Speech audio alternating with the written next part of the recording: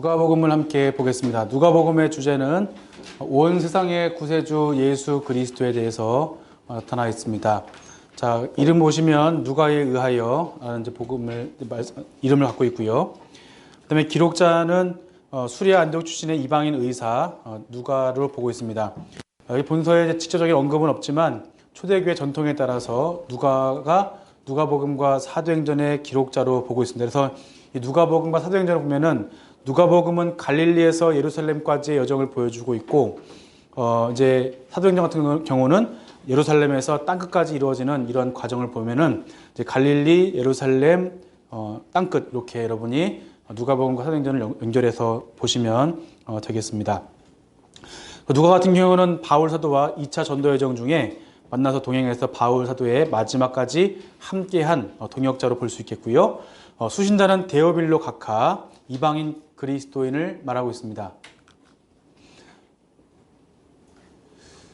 데오빌로 각하는 이제 데오빌로 각하를 볼 수 있겠고요. 두 번째는 이방인 그리스도인으로서 아람어에 익숙하지 않은 이방인으로 저희 살펴볼 수 있습니다. 데오빌로 각하는 누구냐면 로마 황제 도미티누스의 조카인 클레멘스라고 하는 주장이 있고요. 또 어떤 분들은 특정 인물이 아닌 교회 공동체를 부르는, 그러니까 데오빌 하나님의 친구 이렇게 볼 수 있겠고요. 그 다음에 이제 각하라는 존칭에 준하는 로마의 고위 공직자였을 것이다 이렇게 보는 경우도 있겠고요.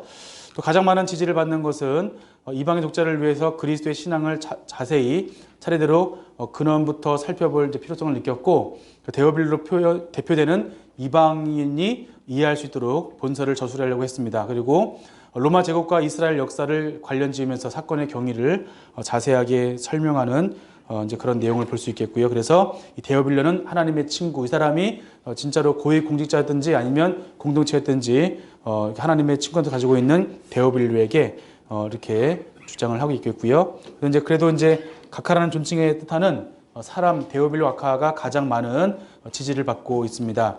배경을 보시면 로마 제국의 종교적인 배경과 배치되는 그리스도교에 대하여 설득력 있게 역사적인 진실을 규명하고자 하였습니다. 그러니까 시간이 흐르면서 유대 공동체에는 마태복음이, 로마에 있는 공동체에는 마가복음이, 그리고 이제 그 주변에 있는 그런 지역들의 이방인 지역에는 누가복음이 증거되어지는데, 어쨌든 이 지역의 사람들 중에 뭐가 있냐면 자기들은 이방인인데 예수 믿는 사람들은 전부 다 이제 하나같이 다 이제 고난받고 있고, 이럴 때 자기들은 과연 예수님을 믿을 수 있겠는가 이런 의문이 들지 않겠습니까? 그들에게 예수님의 그 생애를 중심으로 다시금 예수님께서 온 세상의 주인이신 것을 가르쳐 주고 있는 거예요.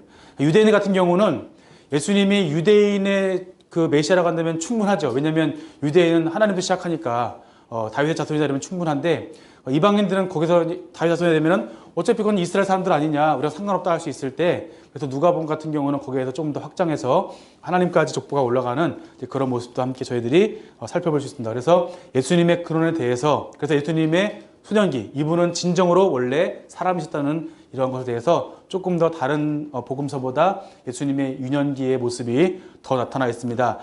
기록 연대를 보시면 57년부터 62년경인데요. 이때는 사도행전이 기록되기 이전이고 이것이 기록된 후에 사도행전이 후에 기록되었을 것으로 보여집니다. 그리고 기록 목적을 보시면 예수님에 관한 역사적인 진실들과 교훈을 차례대로 기록하면서 데오빌로가 배운 것을 확실하게 알게 하기 위해서, 지금까지 이때만 해도 예수님의 그 복음과 생애에 대한 책이 그러니까 이때는 복음서가 없었죠. 수많은 책들이 사람들의 입을 통해서 또 책을 통해서 돌아다니고 있을 때, 이때 이걸 다시 이 누가가 데오빌로에게 잘 정리해서 이미 가르쳐 주었던 것들에 대해서 정리해 다시 가르쳐 준 것이 바로 누가복음이다 이렇게 보시면 좋겠고요. 온 세상의 구세주이신 예수님께 믿음을 갖게 하기 위해서 이 책을 기록했습니다. 그리고 이사야 선지자가 예언한 희년이 성취됨을 알리기 위하여, 특별히 이 누가복음 안에는 소외 계층들이 굉장히 많이 나옵니다. 그러니까 안진뱅이가 일어서고 눈먼 자가 눈을 뜨는 것, 포로된 자가 자유케 되는 이런 사역들이 여기서 성취가 되어진 걸 통해서 예수님의 그 구원이, 하나님의 구원이 이방인에게 머무는 것이 아니라 연약한 자들을 향해서, 이방 여인 통해서 소외된 자들을 향해서 나타나는 거 보면은 예수님께서 정말로 하나님의 아들이시고 온 세상의 구원자이신 것을 이들로 하여금 알게 하기 위해서 이렇게 누가복음을 기록했다라고 볼 수가 있겠습니다. 특징을 보시면 여기 이제 내력이라는 말인데, 내력이 이제 헬라어로 디에게신이라고 하는 말인데요. 이것은 역사기술, 전기, 소설 이렇게 세 가지 정도로 해석이 되어집니다. 근데 소설은 아닐 테고요. 역사기술이나 전기이기 때문에 예수님의 그 삶에 대해서 역사기술, 전기의 형식으로 이 누가복음을 기록했다라고 하는 것이 바로 1장 2절에 있는 내력이라고 하는 이러한 단어가 되겠습니다. 복음의 보편성, 유대인만의 하나님이 아니라 모든 이방인의 하나님인 것을 보여주고 있고요. 또 예수님께서는 유대인뿐만 아니라 모든 민족의 구원자이시고 시작도 그렇게 시작되는 것을 보여주고 있고요. 또한 예수님의 인성과 사람을 향한 연민이 강조되어 있습니다. 그리고 탄생, 계보, 성장이 가장 자세하게, 왜냐하면 이 사람들은 뭐 하나님의 아들이라 이러면은 그것이 우리와 무슨 상관이 있는가라고 하기 때문에 이것을 예수님의 그 어린 시절에 대해서 자세하게 설명을 해줄 때 이제 그 사람들이 이해할 수 있기 때문에 최대한 자세히 그들에게 예수님의 어린 시절까지 언급해서 설명하는 모습을 볼 수 있습니다. 아까 말씀드린 것처럼 가난한 자, 소외된 자, 여자들과 아이들에 대한 특별한 관심.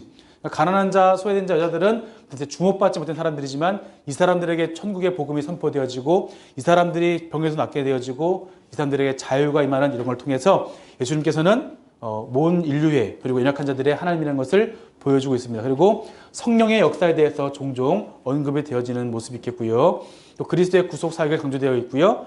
또 갈릴리에서 예루살렘까지의 전도 여정이 있겠고 사도행전은 예루살렘에서 땅끝까지 이어지는 이런 과정으로 되어 있습니다. 그리고 히브리어 용어를 헬라어로 바꾸어 기록하고 있고요. 데어빌로에 한정된 누가행전 이렇게 저희들이 살펴볼 수가 있겠습니다. 자, 서절을 보시면 우리 중에 이루어진 사실에 대하여, 그러니까 이 내용이 거짓이나 꾸며낸 이야기 아니라 예수님의 그 이야기는 사실이라고 하는 것을 먼저 말씀해주고 있고, 그리고 마지막에는 늘 성전에서 하나님을 찬송하니라는 말씀으로 마치고 있습니다. 핵심을 보시면 온 세상의 구세주 그리스도에 대해서 나타나고 있는데, 마태는 예언의 성취자 예수 그리스도, 마가는 고난받는 종 예수 그리스도, 그리고 누가는 온 세상의 구세주 그리스도, 요한은 말씀이 육신이 되신 하나님이신 그리스도. 그래서 이제 마태복음을 외우실 때는 마왕, 마가복음은 뭐 막종 이렇게 외우더라고요. 그리고 이제 누가복음은 누온, 그러니까 누가는 온 세상의 하나님, 그리고 요한은 하나님이시니까 요하 이렇게 해가지고 마왕, 막종, 누온, 요하 이렇게 하면은 우리 주제를 이렇게 짧게 이해할 수 있을 거라 생각되는데 그냥 잊어버리셔도 돼요. 괜히 한번 해봤는데 지금 후회하고 있습니다. 예, 온 세상의 구세주이신 예수님을 선포하면서 구원을 선포하고 성령에 대해서 누가복음에는 11번 언급되어지고 사도행전에서는 23번이 언급되어집니다. 그리고 마태복음은 14번, 마가복음은 11번, 요한복음은 6번. 그래서 이 누가복음이 다른 성경에 비해서, 다른 복음서에 비해서 성령님의 역할이나 사역에 대해서 더욱더 이렇게 자세하게 언급되어진다는 것을 살펴보면 좋겠습니다. 전체 보기 보시면 누가복음은 이렇게 이제 전도의 전기 형식이기 때문에 여행 설화식으로 되어 있어요. 그래서 첫 번째는 예수님의 탄생과 증거에 대해서 예수님이 진짜 구원에 복된 분이신데 이분이 진정으로 사람이셨어. 우리와 똑같은 사람이셨어. 근데 이분은 하나님이시라는 것을 탄생과 증거를 통해서 말씀해 주고 있고요. 그 다음에는 갈릴리부터 시작해서 사마리아, 유대베리아, 예루살렘 전도 여정, 그다음에 부활 여정까지 하면서 이렇게 순차적으로 갈릴리에서 사마리아 오셨다가 유대 베리아 가셨다가 예루살렘에 올라가시는 이러한 시간의 서사적인 순서대로 되어 있는 것을 저희들이 살펴볼 수가 있겠습니다. 그래서 예수님의 생애 나눌 때 누가복음과 마가복음의 이러한 시간 순서대로 대체적으로 거의 일치하기 때문에 마가복음과 누가복음의 시간의 일치를 놓고 마태복음을 거기에 병행 구조를 함께 놓고 그 요한복음의 이러한 유월절을 기준으로 해서 저희들이 예수님의 생애를 재구성했다 이렇게 보시면 되겠습니다. 자, 그리고 이제 먼저 탄생을 보시면 1장 1절부터 3절 말씀 보시면 이 사실에 대하여 처음부터 목격자들과 이 예수님의 탄생에 대해서 목격한 사람들이 있다는 거예요. 예수님의 사역에 대해서 목격한 사람들이 있고 또 이 목격한 것을 증인되어서 증거하는 말씀의 일꾼이 있다는 거예요. 그거를 전하여 준 그대로 내력을 저술하고, 그러니까 이것을 들은 사람들이 정확히 내력을 저술하려고 부술된 사람이 많이 있다는 거예요. 누가뿐만 아니라 많이 있다는 거예요.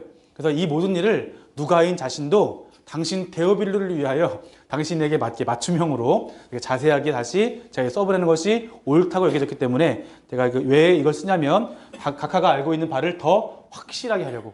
그러니까 이미 정리가 되어 있는 것들이 많이 있지만 더 확실하게 하고자 누가가 이 편지를 이 마가복음을 기록했다고 볼 수가 있겠습니다. 그래서 이 누가복음 보시면 예수님의 이 수태 예고가 있는데 이때 천사가 나타나서 하나님의 아들이라 일컬어지리라고 하는 말씀을 볼 수가 있겠고요. 또 이제 세례 요한과 예수님 탄생에 세례 요한과 예수님 탄생 예고가 있고 또 이때 예수님이 탄생하시죠. 그리고 목자들에게 온 세상에 미칠 큰 기쁨의 좋은 소식을 너희들을 위하여 이제 구전했다는 것을 말씀해주고 있는데 오늘 다윗 동네에 너희를 위하여 구주가 나였으니 곧 그리스도 주시니라 말씀하십니다. 그런데 이것이 이제 천사가 목자들에게 전해주는데 목자면은 여러분 생각을 해보시면 목자가 이제 어떻게 생각되죠? 목자는 어디 있냐면은 푸른 풀밭에 있고 그리고 목자는 뭘 들고 있죠? 그 지팡이 있고 머리는요 좀 이렇게 파마 머리에 좀 길고 예수님 같은 모습을 해서 목자가 인자하게 우리 양 일로 오너라 하면서 할 텐데 사실 이 목자는 이때는 풀이 있는 거잖아요. 유대 광야예요. 거칠고 이리와 늑대가 많이 있습니다. 그러니까 이 사람들은 이리와 늑대와 싸울 수 있는 굉장히 강하고 거친 사람들이에요. 그 양들도 이때 또 야외에서 생활하기 때문에 이분들이 습성도 양을 치기 위해서 그들과 또 맞싸우기 위해서 재산을 보호하기 위해서 정말로 굉장히 거친 이러한 삶이 이들 가운데 있는데 이분들의 삶은 그래서 이 당시 용어 중에 목자들은 거짓말쟁이야, 목자들은 사기꾼이야 이런 말들이 있었다는 거예요. 그걸 보면은 이 목자들은 어떻게 보면 세상에서 소외되어지고 안식일도 못 지킬 수 있고요. 또 이 사람들이 이렇게 일을 하게 되면서 또 자기의 양이 아니라 다른 사람들의 양을 기르는 굉장히 소외된 자들인데 이들에게 먼저 뭘 주시냐? 그들에게 온 백성에게 미칠 큰 기쁨의 좋은 소식을 주시는데 이 큰 기쁨의 좋은 소식은 누구를 위하여? 너희를 위해 준다는 거예요. 어떤 의인이나 또 유대인들이나 또 잘 사는 부유한 사람들이 아니라 온 세상을 위해서 차별 없이 모든 사람에게 주시는 구세주 예수 그리스도이심을 말씀해 주십니다. 그리고 정결례식을 할 때 이때 이 기도했던 시므온이 뭐라냐면은 내 눈이 주의 구원을 보았으니 만민 앞에 예비한 것이요 또 이방을 비추는 빛이요 주의 백성 이스라엘의 영광이다. 결국 예수 그리스도는 이방에 비추는 빛이라는 거예요. 예수님의 이 복음은 유대인, 이방인, 이스라엘 사람뿐만 아니라 이방인에게 비추는 온 이스라엘의 영광은 무엇이냐면 하나님의 뜻이 나타나는 때 그때 영광이 올려지잖아요. 예수님의 그 사역 자체가 하나님의 뜻이 이루어지는 이방인을 향해서 구원의 그 빛이 비춰지는 하나님의 영광이 이루어지는 것이 바로 예수 그리스도의 나심이라는 것을 볼 수가 있습니다. 그리고 예수님의 증거가 있습니다. 세례 요한의 사역이겠고요. 이때 세례 요한의 사역을 통해서 예수님께서 세례를 받으시는 내용이 이 가운데 있습니다. 예수님의 말씀을 통해서 세례 요한이 선지자 이사야 책에 쓴 바 광야에서 외치는 자의 소리가 있어 이르되 너희는 주의 길을 준비하라 그의 오시기를 곧게 하라 모든 골짜기가 메어지고 모든 산과 작은 산이 낮아지고 굽은 것이 곧아지고 험한 길이 평탄하여질 것이요 모든 육체가 하나님의 구원을 보리라.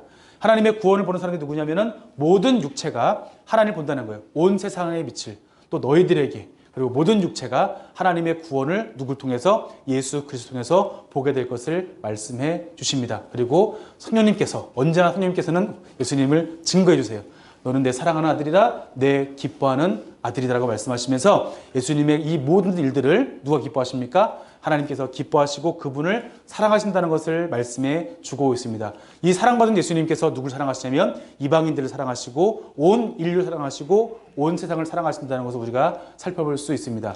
그리스도의 족보인데요. 첫 번째 보면은 마지막에 가서 그 위는 에노스요, 그 위는 셋이요, 그 위는 아담이요, 그 위는 하나님이시니라. 여러분이 그 구약에 보시면은 가장 이렇게 읽기가 좀 이렇게 부담스러운 책이 몇 권 있죠. 그 중에 하나가 뭐냐면 역대상이라는 책입니다. 거기에 이제 1장부터 9장까지 뭐가 있냐면 족보가 있어요. 이 족보가 어디서 시작하죠? 아담, 셋, 에노스 얘기한 것처럼 그래서 이제 이건 뭐냐면 유대인들이 멸망받아서 포로로 있다가 포로 귀환했을 때 어려운 가운데 있었죠. 우리는 과연 하나님께서 우리를 사랑하시는가? 우리를 버리시지 않았나 했을 때 이 역대기 기록자가 이제 하나님의 영감 받아서 뭐라 기록하냐면은 너희들은 어디까지 올라가는 거예요? 아담, 셋, 에노스부터 시작한 하나님의 그 시작으로 내려가는 것부터 시작해서 지금 너희까지 여기까지 이른 것은 하나님의 구원의 역사의 과정 가운데 있기 때문에 너희들이 하나님께 선택하고 지금 하나님의 말씀 가운데 온전히 회개하고 돌이켜서 하나님의 구원의 날을 이루어야 된다는 것을 역되게 말씀해 준다고 한다면, 마찬가지로 여기서도 이방인들이 보았을 때 이 구원의 족보를 보았을 때 만약에 아브라함, 다윗, 마태복음의 족보를 그대로 가지고 오면은 이것이 감동이 안 되죠. 저희 지난번에 그 재작년인가요? 작년 추석 때 저희 가족이 함께 모였는데 그때 족보를 봤어요. 족보를 봤는데 딱 띄워놓고 한 장, 두 장 넘기면서 넘어갈 때마다 전부 다 사람들이 환호를 저질러요. 고모들도 소리 지르고 보았더니 거기에 누가 있는 거예요? 고모의 이름이 있는 거예요. 어머, 여기 내 이름이다 하고. 전 뒤에 열어보니까 제 이름이 정성구인데 족보 이름은 정영순이에요. 그런데 보니까 거기에 제 이름 정영순이 있어요. 그래서 제가 굉장히 반갑게 족보를 봤는데, 이걸 보니까 이 족보가, 근데 이 족보를 여러분에게 보시면서 여기 제 족보가 있으면 여러분이 감동을 받을 리가 없겠죠. 이건 까만 거는 글씨고 하얀 건 종이고 나랑 아무 상관없는 그런 족보일 텐데, 이방인들에게 그 마태복음의 족보를 준다면 이것이 물론 그렇구나 이해할 수 있고 말씀을 다 안다고 한다면 이해할 수 있겠지만, 이 사람들은 소외받는 사람들이고 고통받는 사람들이었을 때 이 사람들에게 이것이 전혀 위로가 되지 않는다는 거예요. 이들에게 필요한 족보는 어디까지 가느냐? 하나님까지 오는 거예요. 거꾸로 가면 하나님, 아담, 셋, 에노스, 이제 역대계 족보를 거꾸로 나는데, 그래서 요셉부터 시작해가지고 쭉 거꾸로 올라가요. 결과적으로는 너희들의 시작인 예수 그리스도는 어디까지 올라가는 거예요? 하나님. 그러니까 너희들의 선택은, 너희들에게 복음을 전하시는 하나님의 선택은 어디서 시작하느냐? 하나님, 아담, 셋, 에노스에서 요셉까지 이르고 예수 그리스도 때문에 온 세상에 비추는 빛이라는 것을 족보를 통해서 보여주시는 거예요. 그러면 이 족보를 보았을 때 이 사람들에게 이 말씀은 예수 그리스도의 복음이 우리가 근데 확실하구나. 유대인을 위한 하나님만이 아니라 하나님께서 최초에 계신 하나님께서 오늘 우리에게까지 이르는 구원의 빛이라는 것을 이 사람들이 고백할 수 있다는 것이죠. 바로 족보가 그런 의미가 있습니다. 그래서 여러분이 족보를 보실 때 이 족보를 생각하시면 이렇구나라고 이해하시면 족보가 그냥 가볍게 넘어가거나, 저는 옛날에 성경 통독을 할 때 족보는 건너뛰었어요. 솔직히 말하면. 그런데 이걸 알고 나니까 족보는 귀중한 거구나. 그래서 이 족보가 나와 연관되어 있고 하나님 성경에 나오는 족보이기 때문에 우리와 연결되어 있기 때문에 그 족보를 소중히 봐주시기를 바랍니다. 여러분이 소중한 것처럼 성경의 족보가 굉장히 소중하다는 거예요. 마찬가지로 이 족보는 이방인, 오늘 우리에게까지 이르는 구원의 빛이기 때문에 이 족보의 의미가 그런 의미가 있다는 것이죠. 예수님께서는 시험 받으십니다. 그리고 예수님께서는 성령님의 충만을 입어서 성령에 이끌리어, 그러니까 예수님의 모든 사역이 어떻게 보면은 성령에 이끌리어 받는다는 것을 말씀해 주고 있습니다. 그리고 성령에 이끌리심 받으신 예수님께서는 어떻게 하십니까? 전도의 여정을 시작하신다는 거예요. 갈릴리, 사마리아, 유대베레아, 예루살렘 이렇게 가시는데, 이러한 과정 가운데 이거 보시면 좀 약간 생각나는 게 있죠. 어디랑 비슷하죠? 3차 전도, 그러니까 예수님의 공생의 3년차랑 좀 이렇게 비슷한 틀이 있죠. 다 까먹으셨죠? 네. 이렇게 이해하실 줄로 믿고요. 그래서 저 뒤에 도표가 있습니다. 자, 보시면 여러분의 드리는 PPT에도 자료가 있으니까 나중에 한번 자세히 보시면 좋겠고요. 자, 이렇게 보시면 성령의 이끌리심 받은 예수님께서는 이제 복음의 전도 여정을 시작하시는 그런 내용을 있습니다. 예수님의 복음의 갈릴리 전도 여정은 갈릴리 전기, 중기, 후기 사역 나눌 수 있겠고요. 이렇게 예수님의 전기 사역과 중기 사역과 후기 사역을 여러분이 보면서 유대 베레아를 볼 수 있습니다. 먼저 우리 전기 사역을 보게 된다면, 사역의 시작과 함께 예수님께서 나사렛에서 배척을 당하십니다. 그러자 예수님께서는 성령이 내게 임하셨으니 내가 가난한 자에게, 포로된 자에게, 눈먼 자에게, 눌린 자에게 내가 복음을 증거하겠다는 거예요. 성령님이 함께 하시는 예수님께서는 예수님의 탄생도 성령님으로 말미암아 잉태되게 되었고, 복음을 전하는 대상도 어떻게 되면은 가난한 자, 포로된 자, 눌린 자, 눈먼 자에게 복음을 증거하고, 이 복음을 시작하는 동기도 뭐냐면 하나님의 성령님을 통해서 복음을 증거하게 된다는 거예요. 그리고 이 말씀이 오늘 우리에게 응하였다는 것을 말씀해 주시면서 주의 은혜의 해, 주의 신원의 날을 전파하게 하심이라는 것을 우리에게 말씀해 주십니다. 자, 그 다음에 1차 순회 전도를 사역을 하시는데, 이 선포와 같이 예수님께서는 가난한 자, 포로된 자, 눈먼 자, 눌린 자에게 하나님의 복음을 전파하십니다. 귀신 들린 자와 또 열병에 걸린 베드로의 장모, 그리고 각색병자와 귀신 들린 자, 또 시몬을 부르시고 문둥병자를 고치시고 중풍병자를 고치시는 이러한 일들을 성령님의 이끌리심에 따라서 예수님께서는 이 사역을 진행하십니다. 말씀 보시면 나타낸 예수여, 우리가 당신과 무슨 상관이 있나이까? 우리를 멸하러 왔나이까? 당신이 누구인 줄 아노니 하나님의 거룩한 자입니다. 그러니까 귀신 들린 사람이 예수님께서는 드러내지 않았지만 귀신 들린 사람을 보았을 때 귀신 들린 자를 통하여 예수님의 정체가 드러나는데 이분이 누구인가? 이분이 하나님의 거룩하신 자라는 것을 귀신이 증명을 해요.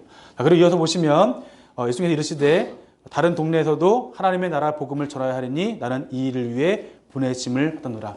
하나님의 나라, 하나님의 나라는 무엇이냐면 하나님의 다스림이 있는 곳이죠. 하나님의 다스림이 있는 곳은 어디냐면은 이 일을 위해서 보내심 받았고 이 일이 온 세상에 미칠 하나님의 구원이라는 것을 다시금 말씀해 주고 있습니다. 그리고 이제 시몬을 부르시고요. 그 다음에 마지막에 이제 중풍병자를 고치시는 그런 내용이 있는데 예수님의 사역의 선포와 같이 예수님께서 하나님 나라의 복음을 증거하시면서 약한 자들을 고쳐주시고 이들에게 가난한 자에게 약한 자들에게 구원의 은혜의 소식을 전해주게 되어 있습니다.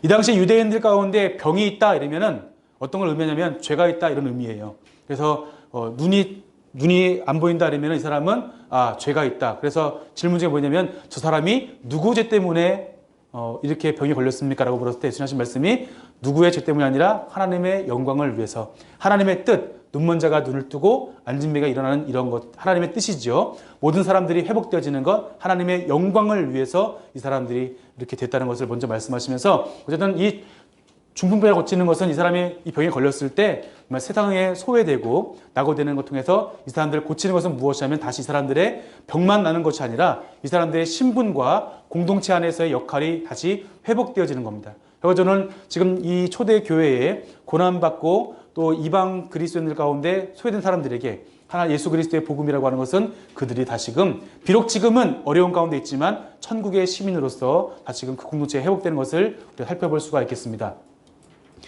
그리고 이제 그 중풍병자 보시면서 내 죄사함 받은 일 했을 때 인자가 땅에서 죄 사는 권세가 있는 줄을 너희로 알게 하리라. 아까 말씀드렸던 이 죄에 대한 부분들. 그 죄가 그러니까 다시 말하면 이 죄가 있으면은 바리새인과 서기관들은 죄인을 뭐하죠? 정죄합니다. 저는 죄인이라고 정죄할 때 예수님께서 고쳐주시면 이 사람이 이 병이 나은 것이 두 가지예요.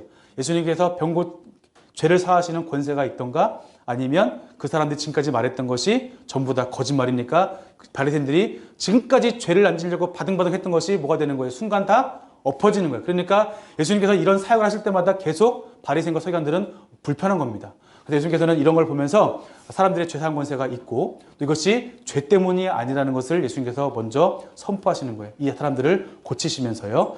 자, 그래서 이제 바리새인과 항상 논쟁이 있고 세리 마태와 함께 하시면서 이 세리 이 어떻게 보면 그 나라의 매국노 같은 세리이지만 이 사람이 이제 이 사람을 함께 하시면서 죄인과 함께 식사하시는 예수님의 모습을 통해서 어떻게 죄인과 식사를 하느냐 말씀하실 때 예수님께서는 나는 죄인을 위해서 왔다 말씀하시고 근데 금식 논쟁을 하고 안식일 논쟁을 이때 하는 것을 우리가 살펴볼 수가 있겠습니다. 자, 그 다음에 중기사역 보시면 이때 설교가 있는데 이 설교하시는 중에 네 가지 복과 네 가지 화 말씀하십니다. 또 원수를 사랑할 것을 말씀하시고 자, 그리고 눈 속에 있는 들보를 보라. 듣고 행하는 자와 행하지 않는 자에 대해서 예수님께서 말씀하시는 것을 우리가 살펴볼 수가 있겠습니다. 화있을진저 너희의 부유한 자여 화있을진저 너희 배부른 자여. 그러니까 이 당시에 가난해 있는 소외된 사람들을 향해서 뭘 말씀하시면 부유한 자가 있거나 배부른 자가 있느냐? 이 사람들은 화가 있다는 거예요. 왜냐하면 이 사람들은 자기만 배부르다는 것이죠. 정말 그 사람들에 있는 것들을 나눌 수 없는 소외된 자들에게 이것은 굉장히 기쁜 소식이었을 거예요. 내가 버림받은 줄 알았는데 하나님이 나를 알아주시는구나. 저 사람들은 정말 잘 살고 떵떵거리는 것 같은데 예수님께서 저 사람들이 잘못된 것을 인정해 주신 것을 이 사람들이 이 복음을 들었을 때 예수님 말씀을 통해서 위로를 얻게 되는 것이죠. 그리고 원수까지 사랑하라고 말씀하십니다. 그리고 남에게 대접받지 말고 너희도 남을 대접하라. 이제 사람들이 어려움에 있다 할지라도 고난 가운데 있다 할지라도 대접받는 것을 좋아하지 말고 대접하기를 즐겨라는 것을 말씀해 주고 있습니다. 그리고 갈릴리 2차 순회전도가 시작되어지는 가운데 백부장의 병을 고치시는 내용이 있습니다. 자, 이방인 백부장 가운데 뭐가 있냐면은 이스라엘 중에서도 이만한 믿음은 만나보지 못했다. 그러니까 이방인이죠. 이스라엘이 아니라 이방인. 그러니까 지금 이스라엘이 선택된 민족인 줄 알았는데 예수님 말씀은 무엇이냐면 이스라엘 중에 이 백부장과 같은 믿음이 있는 사람을 본 적이 없다. 이 말씀은 유대인이 보면 기분 나쁠 수 있죠. 우리가 그랬어? 우리가 그렇게 믿음이 없어 할 수 있지만 이방인에게는 뭐냐면 와 이방인이 더 우리가 더 믿음이 있대라고 하는 것을 받아들일 수 있는 것이 되겠죠. 그래서 이 말씀을 통해서 유대인들에게는 이 말씀이 어떻게 보면 이 당시에는 예수님 당시에는 다시금 돌이킬 수 있는 시간이었고 이방인에게는 그것이 구원의 기쁜 소식이었고 또 더 나아가서 이 말씀을 읽는 1차 독자들에게는 이방인들인 독자들에게는 이 말씀이 이들에게 큰 위로가 되었고 예수님을 하나님의 아들로 믿을 수 있는 그러한 위로의 말씀이 되었다는 것입니다. 그리고 향유를 부은 이러한 여인 그리고 나인성이 과부의 아들 또 이러한 여인들의 말씀이 있습니다. 그래서 이 여인들도 이 당시에는 보통 이게 소외된 계층에 속하는데 예수님께서 이 향유 부은 여인을 칭찬하시고 기억하게 되리라. 예수님을 섬기는 사람들이 있는데 이 사람들은 남자들도 있었지만 예수님께 특별히 여자들도 섬기는 이 모습에 대해서 나타나면서 예수님을 따르는 사람들이 남자 중심이 아니라 또 이렇게 세상에서 또 주주가 아니라 이렇게 버림받거나 또한 외면당하거나 소외되어 있는 사람들도 예수님께서 이들의 구원자이심을 말씀을 통해서 해주시는 모습을 볼 수가 있습니다. 자, 그 다음에 우리가 이제 갈릴리 후기 사역 볼 텐데요. 이때는 베드로의 신앙 고백과 1차 순환 예고가 있습니다. 베드로가 예수님을 고백하죠. 하나님의 그리스도이십니다라고 말했을 때 이제 베드로의 고백을 하지만 베드로가 예수님께서 십자가하신 것을 말씀했을 때 항변하게 되고 그래서 예수님께서 다시 여기서도 제자 도를 말씀하십니다. 나를 따르거든 자기를 부인하고 날마다 자기 십자를 지고 따라야 된다. 누구든지 자기 목숨을 구원하고자 하면 잃을 것이고 누구든지 나를 위하여 제 목숨을 잃으면 구원하리라라고 말씀을 하십니다. 자, 그리고 제자들이 이러한 2차 순환 예고가 있은 다음에 제자들이 또 자리 다툼을 하는 모습이 있습니다. 깨닫지 못하는 제자들의 모습이 이 가운데 있는 거예요. 그래서 내 이름으로 어린아이를 영접하면 곧 나를 영접합니다. 제자들은 깨닫지 못했고 제자들은 예수님의 그 순환을 이해 못했지만 오히려 예수님께 나오는 사람들 정말 이 사람이 진정으로 천국 백성이라는 거예요. 이 어린아이들도 소외된 계층이죠. 인정받지 못하고 늘 저리가 하는 소외된 계층이었지만 이 아이들이 순수하게 믿는 것처럼 오히려 이방인들도 이런 소외된 사람들에게 이 어린아이 같은 또 여자들과 어린아이와 소외된 자들과 병든 자들을 굉장히 중요시하게 여기는 누가복음의 말씀을 살펴볼 수가 있습니다. 그리고 사마리아에서 전도 여정인데요. 이때에서는 이제 사마리아 마을에 마을에서 배척을 당하십니다. 그리고 나서 예수님께서 이제 배척을 받으실 때 이제 승천하실 기약이 참에 예루살렘을 향하여 올라가시기로 굳게 결심하고, 그러니까 사람들이 이제 예수님께서 예루살렘을 향해서 올라가시기 때문에 배척하는 거예요. 그냥 지나간 사람이 아니라 이제 명절 다가오니까 올라가니까 이때 싫어하는 거죠. 왜냐하면 이때 그 사람의 굉장히 인파가 많으니까 사실 어떤 사람들은 그 좋은 길로 가는 사람이 있겠지만 어떤 사람들은 더 빠른 길로 가기 위해서 올라가는 사람이 있었는데, 그러니까 어쨌든 여기도 올라가는 사람이 있기 때문에 예수님도 명절 다가와서 올라가기 때문에 예수님이 유대의 명절을 지키기 위해서 올라가는 것 때문에 예수님을 거부하는 거예요. 그래서 예수님께서 이제는 내 때가 되었다는 것을 아시고 올라가시는 이런 모습을 볼 수 있겠고요. 그 다음에 예수님께서 이 세마리아 사람들이 예수님 배척하게 되었을 때 예수님께서는 70제자를 파송하고 보고를 받으십니다. 70인을 세우사 각 동네와 각 지역으로 보내시며 예수님께서 복음을 선포하게 하시고 사마리아인의 비유를 이때 말씀하시죠. 율법교사가 예수님을 시험하죠. 예수님 어떻게 영생 얻습니까? 라고 했을 때 율법에는 뭐라 되어 있느냐? 라고 했을 때 마음을 다해서 힘을 다해서 뜻을 다해서 하나님을 사랑하고 이웃 사랑하라고 말씀했습니다. 그러면 어떤 것이 이웃 사랑하나 말씀하시면서 예수님께서 하나의 비유, 사마리아인 비유를 통해서 율법을 행한다고 하는 것은 이것이 그냥 이 율법에 있는 그대로 문자대로가 아니라 연약한 친구에게 정말로 베풀어 줄 수 있는 사람들. 아까 그 마태복음 7장이나 좀 전에 나와 있는 말씀처럼 자기가 대접받고 싶은 대로 나눔을 대접해 줄 수 있는 그런 마음을 가져야 된다는 것이죠. 누가 이웃이냐? 너가 이웃이 되어 주어라라고 말씀해 주고 있는 것입니다. 이 당시엔 사람들에게 내가 지금 어려움에 처했다고 내가 지금 피할 것이 아니라 그 사람의 이웃이 되어야 줄 것을 말씀해 주는 내용입니다. 그리고 유대 베레아 전도 여정이 있는데 이때 기도에 대해서 가르치시고요. 그 다음에 예수님께서 뭐라 말씀하시면은 그리고 이제 마지막에 기도할 것을 말씀하시면서 그 아버지께서 구하는 자에게 성령을 주시지 않겠느냐 말씀하십니다. 그러니까 우리가 예수님께서 이 성령님의 인도에 따라서 태어나시고 사역하시고 한 것처럼 우리가 기도할 때 함께 이끌어 주시는 예수님의 모습을 보여줄 수 있겠고요. 그 다음에 그 바리새인과 율법교사의 논쟁 가운데서 너희 율법교사여 너희가 지식열쇠를 가졌고 너희 들어가지 않고 들어오고자 하는 자도 막았다라고 말씀하고 보면은 이 사람들이 율법을 가지고 지키지만 이 율법을 지키는 것으로 점점점 세분화하고 자신들에게 유리한 말씀을 지키게 되는 거예요. 사실 이제 우리가 뭐 기도를 많이 하는데 기도를 많이 하면은 좋은가 나쁜가요? 좋지요. 근데 기도를 조금 하는 것보다 많이 더 좋지만 기도를 많이 하게 되면 어떤 거냐면 나는 기도했으니까 기도하지 않은 그 시간은 자유로워지는 우리의 착각이 생기게 됩니다. 그렇죠. 그래서 우리 하나님 백성인데 내가 주일 성수했으면 일주의 삶이 어떻게 됩니까? 일주 삶이 자유로워지는 거예요. 그리고 뭐 하면 돼요? 주일 성수 되니까. 이 사람들은 율법을 정해놓고 그것만 잘 지키면 다른 것은 얼마든지 피해갈 수 있는 이런 잘못된 거. 그래서 예수님께서는 율법을 폐기라고 생각하죠. 율법을 완성하신 거예요. 어디에? 마음의 중심에서 율법의 정신을 지켜가는 것이죠. 그래서 율법 교사여 너희들이 그 율법을 그렇게 잘한다고 하면서 율법의 열쇠를 가지고서도 너희도 그 말씀을 온전히 행하지 않고 지키려고 하는 사람들도 다 벽을 만들어놔서 지킬 수 없게 만들어놔서 너희도 들어간 사람들을 아예 못 들어가게 하는구나. 중풍병자를 죄 있게 만들고 또 이러한 아픈 사람들을 다 죄인 만들고 또한 직업 때문에 다 죄인 만들고 그런 걸 통해서 예수님께서는 이 바리새인과 율법교사들을 책망하시는 내용을 볼 수가 있겠습니다. 그리고 우리에게 이런 상황 가운데 하나님의 뜻 가운데 무엇을 먹을까 마실까 구하지 말고 또 근심하지 말아라. 이 모든 것들은 세상 백성들이 구하는 것이기 때문에 아버지께서는 이 모든 것이 있어지기 전에 하나님을 의지하고 예수 그리스도를 의지할 것을 말씀해 주십니다. 베레아 사역 가시면 여기에서 좁은 문으로 들어가라 말씀하시고요. 그다음에